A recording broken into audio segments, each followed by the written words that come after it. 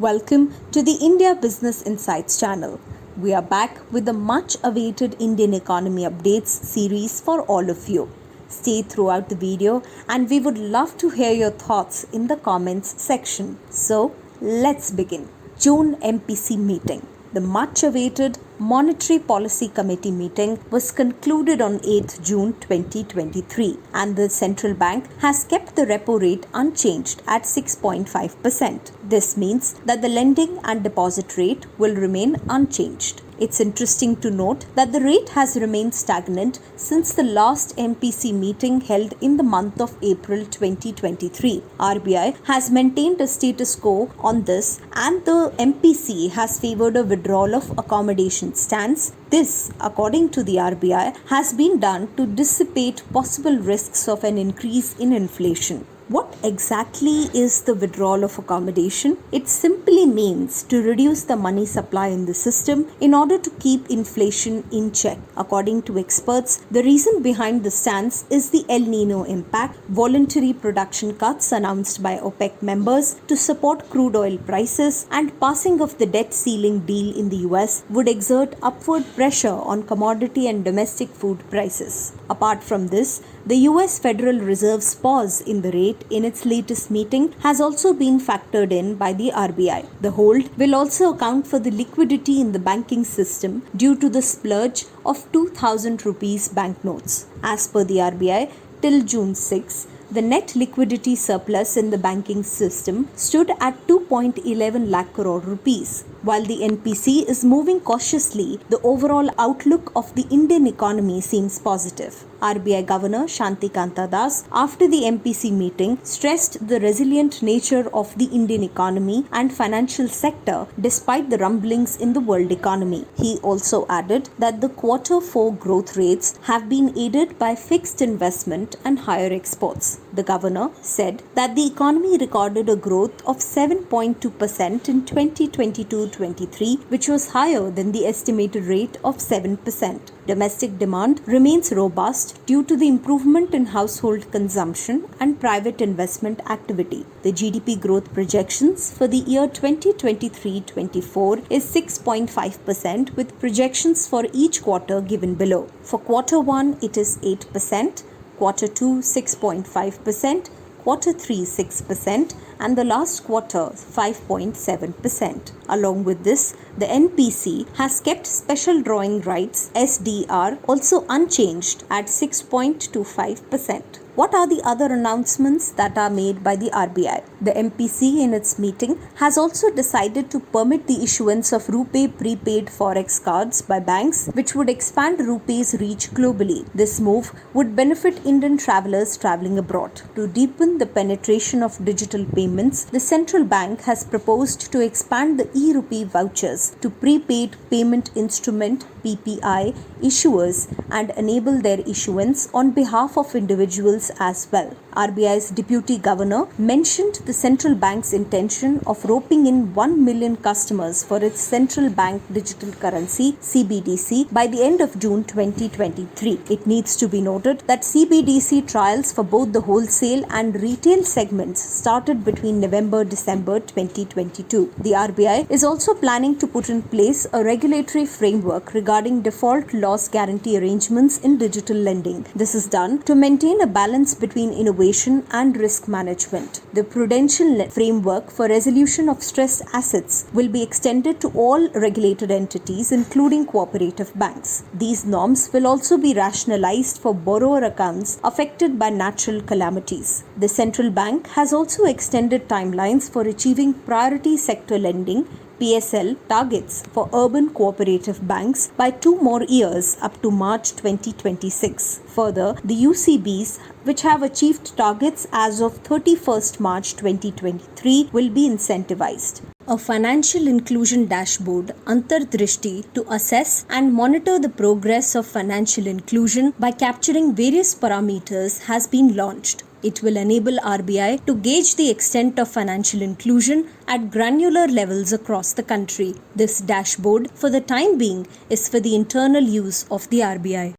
Let's look at inflation. The RBI also revised its CPI inflation projection from 5.2% to 5.1%. It is worth mentioning that the inflation declined to an 18-month low of 4.7% in April from 5.7% in March, remaining under the RBI's set band of 2 to 6% for 2 consecutive months. CPI food index has moderated along with the current dip in international oil prices, food and other commodity prices. This has also been a major cause behind RBI keeping the repo rate and stands unchanged according to experts. Now let's talk about high frequency indicators. Purchasing Managers Index (PMI) for the manufacturing and services sector is witnessing positive growth, with the former registered growth at 31 months high in May 2023 and services witnessing 13 months high in April-May 2023. In the services sector, domestic air passenger traffic, e-way bills, toll collections and diesel consumption are buoyant in April-May,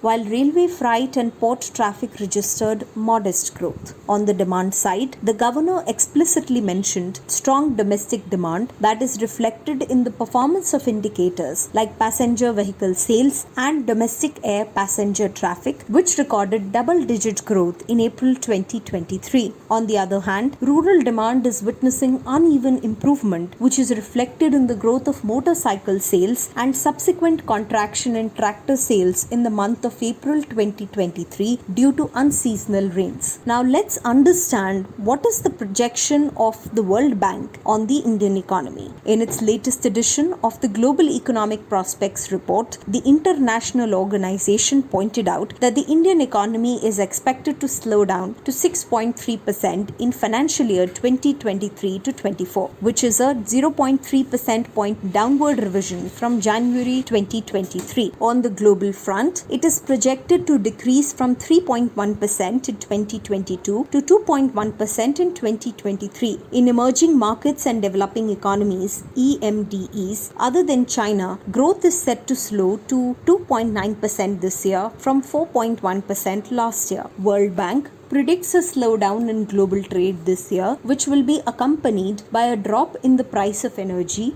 and other commodities in the years 2023 and 2024. Ajay Banga, the newly appointed World Bank president, stressed the need for increasing employment to reduce poverty and ensure prosperity. The slow growth would in turn make job creation a Herculean task. The slowdown in the growth rate is due to less private consumption due to high inflation and borrowing cost, while government consumption is being seriously impacted by fiscal consolidation. Despite these hurdles, the position of India would be much better as compared to other countries in the world. Further, its position is optimistic for India and predicts it to become the fastest growing economy in terms of both aggregate and per capita GDP among developing and emerging countries. Now let's look at the internet economy. A report titled "The Economy of a Billion Connected Indians," jointly released by Google, Temasek and Bain & Company, covers the impact of consumer behavior and the expansion of the business ecosystem on India's internet economy. The importance of this can be gauged from the fact that the world has transitioned into the internet web, whose strands are intervened with the economic activities of various nations. This has strengthened due to globalization and connected economies. According to the report, India's internet economy is expected to grow to $1 trillion by 2030, a significant growth from its current value of $175 billion in 2022. The report covers sectors such as e-commerce, online travel,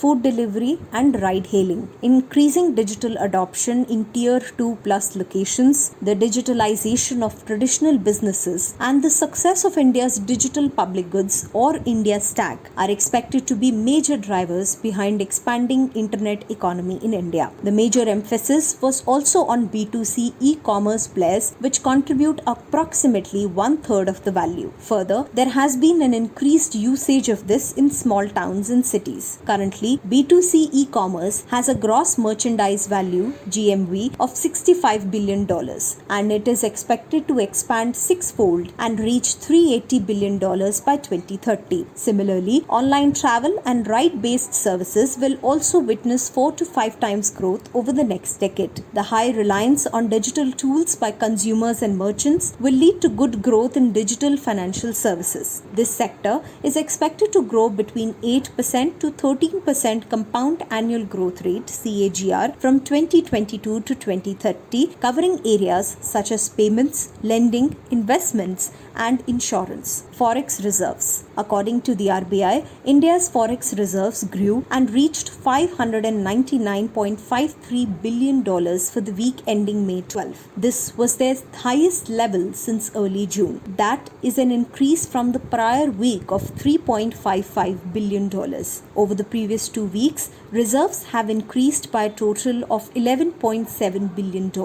It is worth mentioning that changes in the forex reserves are influenced by value gains and losses. The RBI is active in the spot and forwards markets to control the excessive rupee fluctuations. Now let's look at employment. Despite the positive outlook of the Indian economy, employment remains a big concern. A recent Founded report shows that there has been a 7% decline in hiring activity witnessed. The report also indicates that hiring activity is declining across industries with a 4% month-on-month MOM decline. The decline can be attributed to several factors, including the economic slowdown that has led the companies to cut expenses, including hiring efforts. The report also added that the skill gap is also a significant reason behind the decline. The government should put more emphasis on reducing the skill gap, making the youth ready for the job market. Considering a favorable demographic dividend, it should be utilized and could contribute to emerging sectors like AI. We have little control over external economic conditions, but internal conditions can be ameliorated. In conclusion, we can say that the MPC has been cautiously moving forward despite a positive outlook on the country's economic health. The central bank is also mindful of the fluctuating conditions in the world economy and is treading carefully on that front. Despite external factors, major challenges in the areas of employment remain, which would be a costly affair considering India is blessed with regards to its demographic dividend. Thanks for watching. Please like, share and subscribe to our channel so that you stay updated. We will keep on bringing engaging content. Till then, stay informed and happy watching.